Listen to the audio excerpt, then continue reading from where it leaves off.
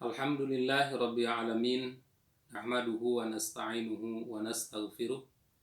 Wa na'udzu billahi min syururi anfusina wa sayyiati a'malina. May yahdihillahu fala mudhillalah wa may yudlil fala hadiyalah. Asyhadu an la ilaha illallah wahdahu la syarikalah wa asyhadu anna Muhammadan abduhu wa rasuluh allazi la nabiyya ba'da amma ba'du. Para jamaah sekalian, mudah-mudahan semuanya selalu dalam keadaan sehat walafiat, dimudahkan rizki, dijauhkan dari bala dan bencana, dijauhkan dari segala macam penyakit. Sesuai dengan jadwal, pada hari ini, hari Ahad, tanggal 12 April 2020 Masehi, seharusnya saya mengisi kajian Ba'da Subuh di Masjid Darussalam, Jalan Biduri nomor 13, Kota Bandung. Namun sehubungan dengan masih mewabahnya COVID-19 yang mengharuskan kita untuk melakukan social distancing, maka untuk sementara kajian Ba'da Subuh kali ini akan saya sampaikan secara online. Dan para jamaah semuanya dapat mengikuti kajian ini melalui YouTube Syiar Islam Channel atau melalui Facebook Syiar Islam Media. Para jamaah yang dirahmati Allah Subhanahu wa taala, pada kesempatan kali ini saya akan menyampaikan tentang alam barzakh. Karena sebagaimana kita ketahui bersama, dijelaskan oleh Allah Subhanahu wa taala di dalam Al-Quran dan di dalam hadis-hadis Nabi Shallallahu Alaihi Wasallam yang sahih, bahwa setelah Allah Subhanahu Wa Taala menciptakan ruh manusia, kemudian manusia ini akan memasuki 4 tahap kehidupan secara garis besar, yaitu diantaranya kehidupan di alam rahim atau alam kandungan, kemudian kehidupan di alam dunia, lalu kehidupan di alam barzakh, dan keempat kehidupan di alam akhirat. Dan pada kesempatan kajian online kali ini, saya insya Allah akan menyampaikan secara singkat tentang kehidupan di alam barzakh. Apa yang dimaksud dengan barzakh itu? Barzakh itu mengandung arti pembatas, atau bisa juga diartikan pemisah yang tidak dapat dilampaui. Makna ini diambil dari salah satu firman Allah Subhanahu wa taala di dalam Al-Qur'an surat Ar-Rahman ayat 19 sampai 20. Ketika Allah Subhanahu wa taala menjelaskan ada pertemuan 2 laut yang berbeda, tetapi kata Allah, satu sama lain, kedua laut ini tidak dapat saling mempengaruhi. Allah berfirman di surat Ar-Rahman ayat 19-20, A'udzubillahi minasyaitonirrajim, marajal bahraini yaltaqiyan. Kata Allah, dia membiarkan 2 laut yang mengalir. Yaltaqiyan, yang keduanya kemudian bertemu. Tetapi kata Allah, bainahuma barzakhun, di antara kedua laut itu barzakhun, ada batas. La yabghiyan, yang masing-masing tidak dapat dilampaui.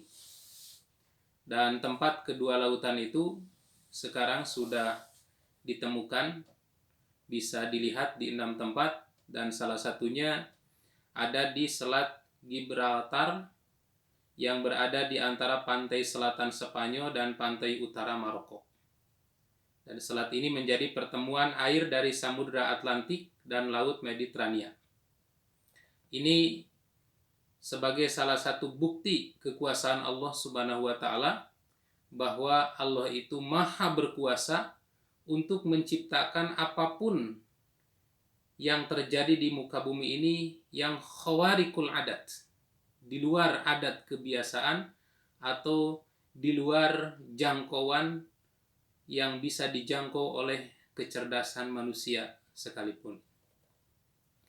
Nah, para jamaah yang dirahmati Allah, jadi alam barzah ini akan menjadi tempat persinggahan sementara bagi setiap manusia sebelum akhirnya dia kembali atau memasuki kehidupan alam akhirat. Bagaimana keadaan alam barzakh itu?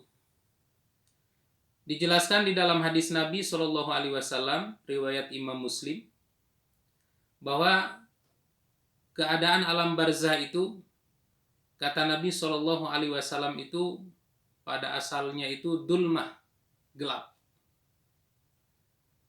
Hal ini dijelaskan oleh Nabi Shallallahu Alaihi Wasallam pada saat ada seorang yang khadimul masjid, seorang yang biasa mengurus masjid, kemudian meninggal dunia. Dan berita kewafatannya tidak diberitakan kepada Nabi Shallallahu Alaihi Wasallam hingga akhirnya Nabi menanyakan orang ini. Dijelaskan oleh Abu Hurairah, annamra'atan sauda'a kanat taqumul masjid, bahwa ada seorang wanita hitam atau syaban atau seorang pemuda hitam, kanat taqumul masjid, dia itu biasa menjadi qayyimul masjid atau biasa ngurus masjid, membersihkan, menyapu, mengepel, merapihkan masjid. Fafaqadah Rasulullah Shallallahu Alaihi Wasallam, kemudian Rasulullah Shallallahu Alaihi Wasallam tidak mendapatinya. Ketika datang lagi ke tempat itu, ke masjid itu, Rasul tidak bertemu dengan orang ini. Maka fasa'alaha anha aw anhu, kemudian Nabi bertanya, di mana orang yang biasa bekerja di masjid? Orang yang biasa ngurus masjid, yang biasa ngepel, yang biasa bersih-bersih di masjid itu kok sekarang tidak ada? Faqalu, kemudian para sahabat menjawab, mata ya Rasul, dia sudah meninggal dunia. Kemudian mendengar berita itu, seolah-olah Nabi menyalahkan atau Nabi merasa kecewa. Kata Nabi Shallallahu Alaihi Wasallam, afala kuntum azantumuni, kenapa kamu tidak memberitahukan kepadaku pada saat dia wafat? Qala, Abu Hurairah berkata, faka'annahum saggoru amroha, seolah-olah orang yang ada di masjid itu meremehkan urusannya. Kalau menurut kita mungkin hanya sekedar tukang bersih-bersih di masjid, hanya sekedar tukang sapu di masjid, hanya sekedar tukang ngepel di masjid, untuk apa disampaikan ke Rasulullah Shallallahu Alaihi Wasallam? Sudah saja diurus oleh kita. Tapi ternyata Rasulullah tidak seperti itu. Kemudian kata Abu Hurairah, Rasul bersabda, dulluni ala qabri, tunjukkan kepadaku di mana kuburannya. Maka fadalluhu, lalu mereka menunjukkan. Kemudian Nabi datang, fasalla alaiha, lalu Nabi mensolatkan di atas kuburannya. Nah, ini juga menjadi dalil bahwa boleh kita mensolatkan jenazah di atas kuburannya.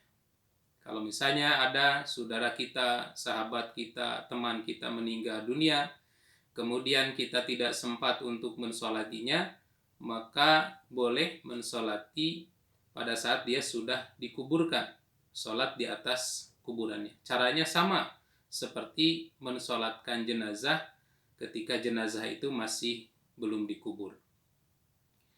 Lalu setelah selesai sholat, Nabi bersabda, inna hazihil qubura, sesungguhnya kuburan ini mamlu'atun zulmatan, dipenuhi kegelapan. Kuburan ini gelap. Ala ahliha, atas penghuninya.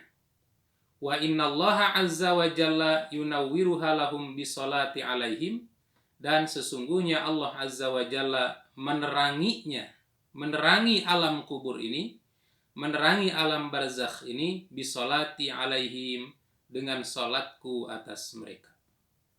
Nah, inilah yang harus menjadi motivasi kita semua, bahwa pada saat kita bertakziah, nengok saudara, sahabat, teman kita yang meninggal dunia, maka sempatkan untuk mendoakan, sempatkan untuk mensolatkan.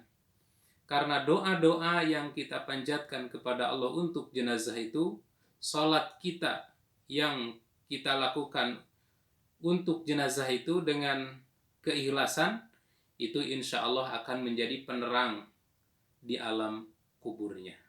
Inilah yang bermanfaat untuk mayit setelah mayit itu meninggal dunia.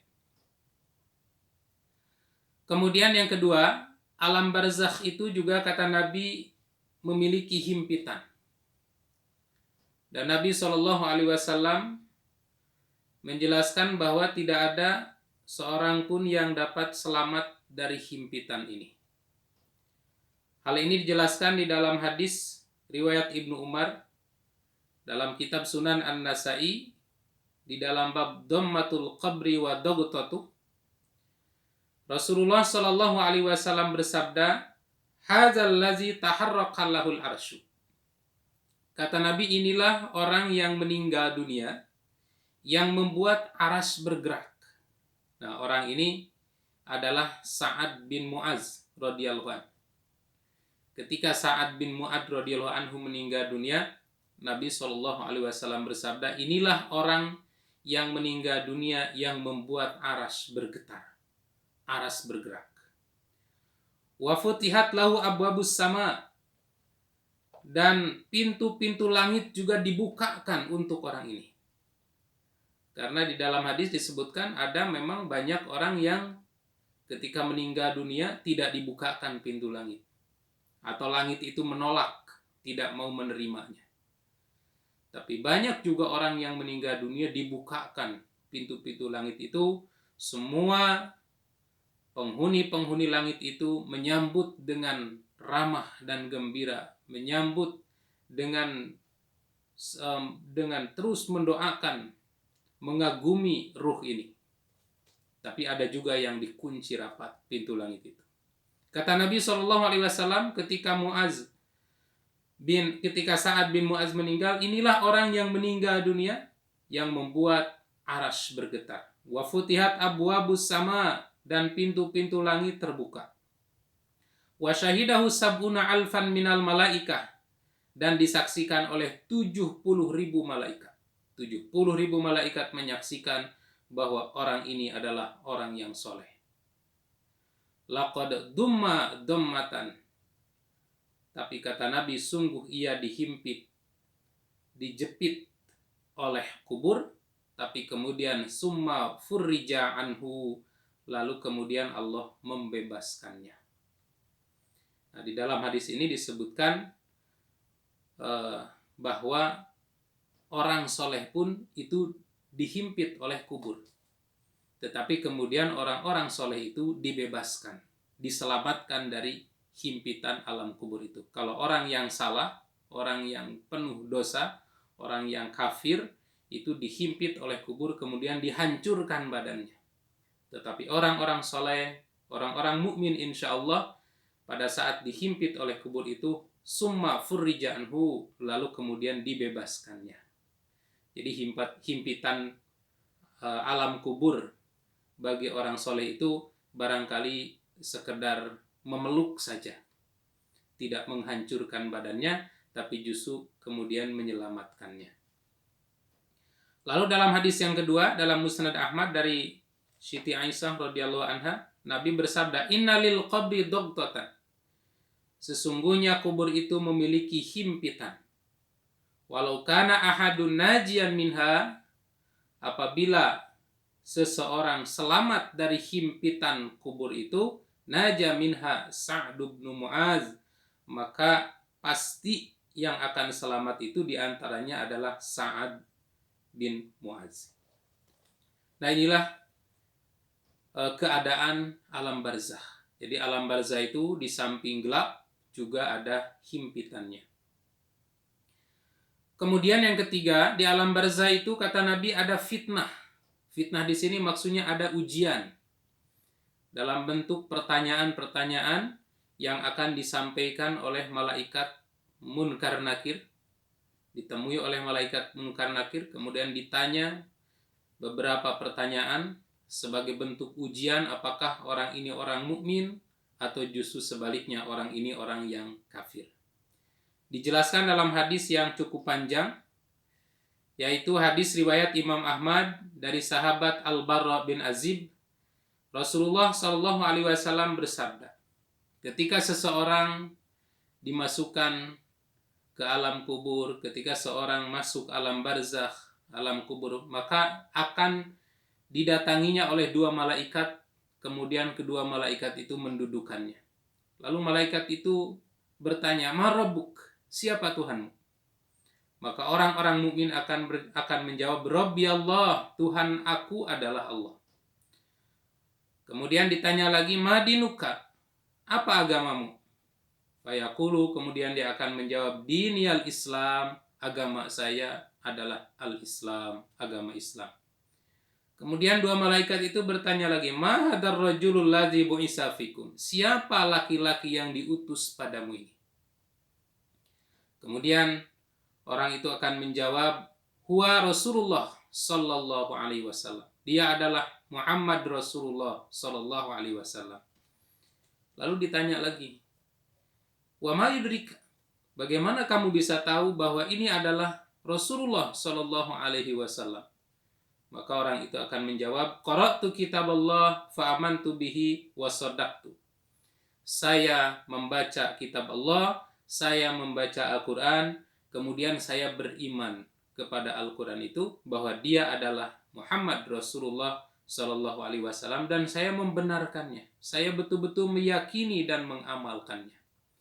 Maka ketika orang itu lancar menjawab dengan jawaban yang benar, lalu malaikat itu akan menyeru seorang penyeru dari langit dan mengatakan bahwa "An qad saddaqa abdi," sungguh hambaku ini telah membenarkan. "Fa'afrishu minal jannah," maka hamparkan hamparan permadani surga. "Wa albisu minal jannah," beri dia pakaian dari pakaian surga. "Waftahu lahu baban ilal jannah," bukakan pintu baginya akses untuk menuju surga. "Fayatihi min ruhiha," lalu datangkan wanginya, datangkan sejuknya, wanginya. "Wa yufsahu lahu fi qabrihi," kemudian lapangkan kuburannya. "Maddal basor," seluas mata memandang. Jadi ada orang-orang yang di alam barzahnya itu ketika dia lancar menjawab dengan benar sejumlah pertanyaan dari kedua malaikat, kemudian mendapatkan kenikmatan di alam kuburnya. Bahkan kuburannya diluaskan seluas mata memandang. Kemudian wayatihi rajulun hasanul wajhi, didatangkanlah seorang yang wajahnya sangat bagus. Husnusya hasanusya, bajunya juga bagus. Thayyibur rih, dan orang ini wangi, tampan, bajunya bagus dan wangi. Kemudian orang ini akan bertanya, akan berkata, "Abshir billadzi yasurruka hadza yaumuk allazi kunta tu'ad." Berbahagialah kamu dengan kebahagiaan yang diberikan kepadamu pada hari ini sebagaimana yang telah dijanjikan kepadamu. Kemudian orang ini akan bertanya, "Man anta?" Fawajhuka wajhu yaji'u bil khair. Siapa Anda? Anda ini terlihat datang kepadaku dengan membawa kebaikan. Maka kemudian orang ini akan menjawab, "Ana amalukas saleh." Saya adalah amalmu yang saleh sewaktu di dunia. Fayaqulu, "Rabbi aqimis sa'ah hatta arji'a ila ahli wa mali." Ya Tuhanku, segera tegakkan kiamat sehingga aku bisa kembali kepada hartaku dan keluargaku. Meminta kiamat disegerakan karena merasa kehidupan di alam barzah saja ini sudah begitu nikmat, apalagi nanti kenikmatan yang sesungguhnya, kenikmatan akhir yang sudah disediakan oleh Allah Subhanahu wa taala di surga. Nah, ini fitnah, pertanyaan, ujian pertanyaan-pertanyaan yang akan disampaikan kepada kita semua pada saat sudah memasuki alam barzah. Kemudian pertanyaan yang sama juga ternyata disampaikan juga kepada orang-orang kafir, kepada orang-orang yang meragukan ajaran Islam. Kata Nabi SAW, Allah Subhanahu wa taala juga akan datang kepada orang-orang kafir, lalu kedua malaikat ini akan datang juga kepada orang kafir, lalu kemudian didudukan dan bertanya, "Man rabbuka?" Siapa Tuhanmu? Maka orang kafir ini akan menjawab, la adri. Ini ungkapan Nabi menunjukkan gagap. Seperti orang yang gagap itu kan tidak dapat menjawab. Hanya dia terbata-bata saja dengan nada-nada ketakutan. La adri. Saya tidak tahu. Madinuka, apa agamamu? La adri. Saya juga tidak tahu. Entah apa agama saya. Kemudian malaikat ini bertanya lagi, "Ma hadzal rajulu ladzi bu'itsa fikum?" Siapa orang yang diutus kepadamu? Dia juga menjawab, la adri, saya tidak tahu. Lalu kemudian akan diserukan kepada seorang penyeru dari langit bahwa orang ini sudah mendustakan agama. Orang ini sudah mendustakan Allah. Orang ini sudah mendustakan agamanya. Orang ini sudah mendustakan Rasulnya. Lalu fa'aprisulahu minan nar, akan dihamparkan hamparan panas dari api neraka. Waftahu lahu baban ilal jannah, dan akan dibukakan pintu. Waftahu lahu baban ilan nar, dan akan dibukakan pintu menuju neraka. Fayati min hariha, kemudian akan didatangkan panasnya neraka. Wa samumiha, akan didatangkan juga asapnya. Panasnya neraka didatangkan kepada orang ini ke alam barzahnya. Kemudian asapnya juga didatangkan. Wa yudayyiqu alaihi qabruhu hatta takhtarifa fi adla'u. Kemudian dihimpit, dihancurkan badannya, dihimpit oleh kubur ini sampai berselisih tulang-tulang rusuknya, dihancurkan. Wa ya'ti rajulun qabihul wajhi qabihus siyab muntinur rih. Lalu didatangkan seorang laki-laki yang wajahnya sangat jelek, bajunya juga jelek, aromanya juga sangat bau. Lalu laki-laki ini, seseorang ini akan berkata, "Abshir billadzi yasuka hada yaumukal ladzi kunta tu'ad." Berbahagialah dengan keburukan yang telah menimpamu pada hari ini. Lalu orang ini akan berkata, "Man anta?" Fawajhuka wajhu yaji'u bisyarr. Siapa Anda? Kelihatannya Anda datang membawa keburukan. Maka orang ini akan menjawab, "Ana amalukal khabis." Ini adalah amalmu yang buruk waktu di dunia. Maka orang ini akan menjerit, "Rabbi la taqimis sa'ah." Ya Tuhanku, Engkau jangan tegakkan kiamat. Karena mungkin dia berpikir bahwa di alam barzah saja sudah seperti ini, mencekam, dan siksaannya apalagi siksaan yang akhir, siksaan yang sesungguhnya nanti pada saat dimasukkan ke dalam neraka. Nauzubillahi summa nauzubillah. Inilah dalil yang menunjukkan bahwa di alam barzah itu setiap orang nanti akan menghadapi ujian-ujian pertanyaan. Dan orang yang dapat menjawab pertanyaan itu dengan lancar dan benar adalah hanya orang-orang yang beriman dan betul-betul shadaqah, membenarkan dalam arti mengamalkan apa-apa yang dia ucapkan. Kemudian ada juga azab kubur. Dan azab kubur itu seperti tadi sudah diulas sedikit. Ini juga dikemukakan oleh Allah di dalam Al-Quran ketika Allah menjelaskan tentang azab yang ditimpakan kepada Fir'aun. Di dalam surat Ghafir ayat 45-46 Allah berfirman, "Wa haqa bi ali fir'auna su'al azab wa haqa bi ali fir'auna su'ul azab." Dan Fir'aun beserta kaumnya dikepung oleh azab yang sangat buruk. Pada saat di dunia dia diazab oleh Allah Subhanahu wa taala dengan azab yang sangat buruk. Azab yang menimpa Fir'aun itu mulai dari kelaparan, peceklik, kemudian angin topan, diazab dengan wabah belalang, diazab dengan wabah kodok, diazab dengan angin topan, diazab dengan wabah kutu, diazab dengan darah, dengan wabah darah, sampai kemudian akhirnya dibinasakan oleh Allah Subhanahu wa taala dengan ditenggelamkan di Laut Merah. Dan di akhirat, di alam barzah, di alam kuburnya juga ditimpa lagi dengan azab. Wa haqa bi ali fir'auna su'ul azab, dan kaum Fir'aun dan kaumnya dikepung dengan azab yang amat buruk. An-naru yu'raduna 'alaiha ghuduwan wa asyiya. Kepada mereka dinampakkan neraka setiap pagi dan petang di alam kuburnya itu. Sampai kapan? Wa yauma taqumus sa'ah, dan ketika pada hari kiamat, ketika sudah ditegakkan kiamat, adkhilu ala fir'auna asyadal azab, Allah akan memerintahkan kepada Fir'aun dan kaumnya, adkhilu, silahkan kalian masuk, ala Fir'aun, wahai keluarga Fir'aun. Keluarga di sini bukan hanya keluarga yang senasab, tapi yang dimaksud dengan keluarga di sini adalah keluarga yang sama-sama satu ideologi dengan Fir'aun. Adkhilu ala Fir'aun asyadal azab. Silahkan keluarga Fir'aun yang seideologi dengan Fir'aun, yang sepemahaman dengan Fir'aun, silahkan masuk ke dalam azab Allah yang sangat keras, yang sangat dahsyat. Nah, inilah dalil tentang adanya siksaan kubur.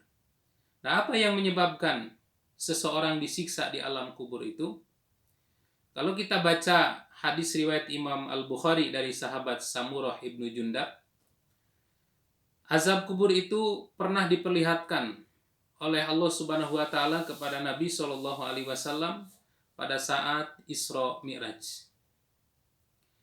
Di antaranya dikatakan bahwa kata Samurah bin Jundab ketika Jibril menjelaskan, diperlihatkan kepada Nabi orang yang ketika di dunianya tidak melaksanakan sholat.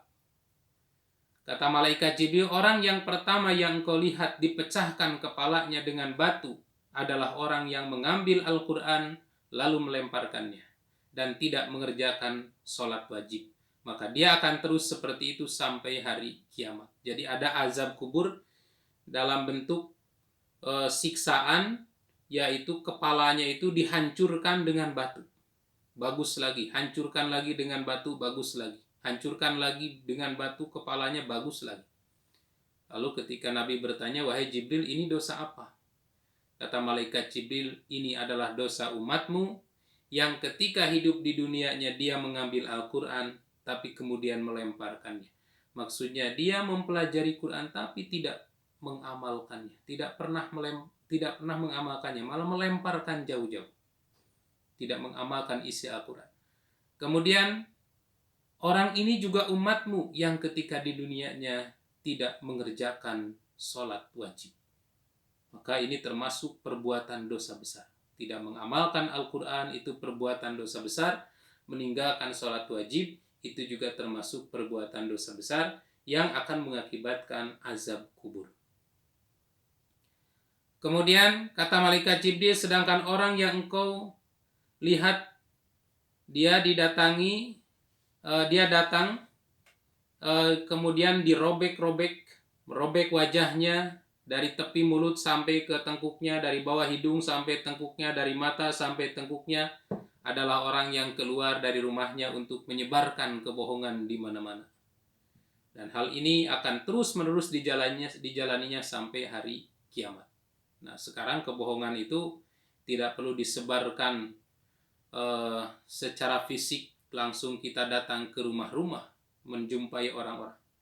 Penyebaran hoax, berita bohong sekarang bisa disebarkan hanya satu pijitan saja melalui grup yang anggotanya ribuan, bisa tersebar secara cepat. Maka oleh karena itu hati-hatilah menggunakan teknologi, karena pada satu saat nanti akan ditanya oleh Allah Subhanahu wa taala. Kemudian ada beberapa orang laki-laki